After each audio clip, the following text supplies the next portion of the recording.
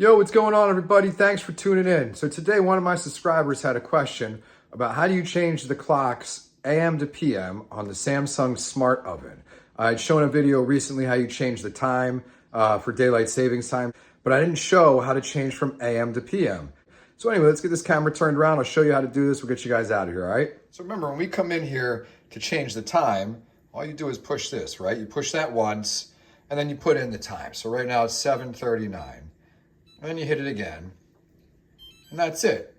But look, it says AM, and it's 7:39 PM. So what are we gonna do here? We're gonna push this. First things first, you see this is flashing, correct? Push this again, goes to PM, all right? So that there is how you flip it to PM.